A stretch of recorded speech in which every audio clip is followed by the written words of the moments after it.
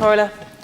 I note that the Minister mentions his concern about the fact that the DART needs to be expanded to the counties around Dublin. The DART does not go to the edge of Dublin, and I think it's important to note that. It stops at Malahide, although the bridges were lifted to facilitate it going to Balbriggan a long, long time ago, and I would hope that that also forms part of the Government's plans. I welcome the opportunity to speak this evening on Budget 2021. Many workers and businesses eagerly awaited the outcome of the budget yesterday to see if it would stand up to the challenges of the day. The litmus test for them from a jobs and business perspective was if the budget would give certainty to workers and our SMEs and micro businesses. However, as with the July stimulus only 4 months ago, Budget 2021 represents another missed opportunity for the Government to do more to support businesses and to protect jobs. The reduction in VAT from 13.5% to 9% for the tourism and hospitality sector is to be welcomed. Sinn Féin called for this to be done in our July stimulus, but it was ignored by the Government when it would have been actually quite useful and quite beneficial for many businesses. The problem for businesses now is not only that the measure is 4 months too late, but it is currently of no use to them because Level 3 restrictions mean that they cannot operate to take advantage of this reduction. We know how much Taoiseach de Varadkar likes to claim credit for Teachta Pearse Doherty's work on insurance reform, but it's an awful pity that it took Minister Donoghue until yesterday to follow our lead on VAT reduction for a struggling sector.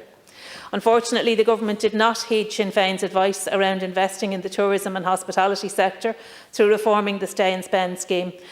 We were proposing at the time that a voucher scheme would be put into operation instead of a tax-back system, where we were proposing that every adult and child would be provided with a voucher worth €200 and €100 respectively to be spent in hotels and restaurants across the state.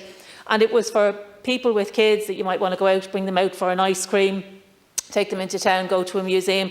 And of course, it would have been of tremendous value, and indeed it was welcomed by many businesses and, more importantly, I think, by many workers in the tourism and hospitality sector. When the pubs and restaurants move out of Level 3, hopefully in a few weeks, they will need all of the custom they can get in order to help them during these chronically difficult times. Reform of the Stay and Spend scheme to a voucher scheme should have been prioritised yesterday. Can I add that the Government clearly didn't listen to the business community's call for help in reducing non-payroll expenses for 2021. A key proposal for reducing such non-payroll expenses next year was a commercial rates waiver. The Government have decided to waive commercial rates only until the end of this quarter, as if COVID-19 is a virus that will suddenly miraculously end on the 1st of January 2021. The rates waiver should have been extended until June 2021 at the very minimum, to offer greater certainty for businesses as they look into a new year. I would like to focus on the COVID restriction support scheme, if I might. Can I ask the Government, is this scheme, as it appears to be laid out in the Budget 2021 Tax Policy Changes document, an advanced tax credit scheme, which means that businesses will be left at a loss for tax credits in the future? Some clarity in this regard would be most welcome, and I know it would be most welcome by the sector as well.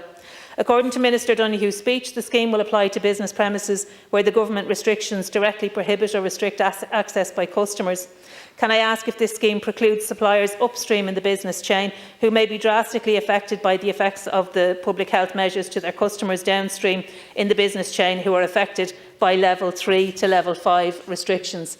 If this scheme is in fact an advanced tax credit scheme, why was grant aid not looked at? Grants give certainty. They're not loans, they're not future debt. They allow businesses the certainty to plan and to move forward.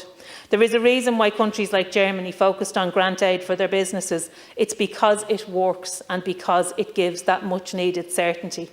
In the run-up to the budget, I warned that the real risk was that we not do too much, but that we do too little. Unfortunately, the Government have succumbed to that risk, and the suite of measures announced for enterprise, trade and employment have fallen far short of what these sectors need. Can I finish on a point regarding a vote last night, which many might have missed? Last night, the opposition of this Government to enhancing workers' rights continued as they voted against a Sinn Féin bill to make trade union recognition a legal right. This Government is a little over 100 days old, and already the die has been cast with regard to their attitude to workers' rights. Budget 2021 showed a government that hasn't listened to or addressed the needs of business, and their vote against the Trade Union Representation Bill showed that they have no interest in levelling the playing field between employers and employees by legally guaranteeing the right of workers to collectively bargain and for trade union recognition. So we know the colour of this government, and we know indeed by their budget whose side they are on. Thank you,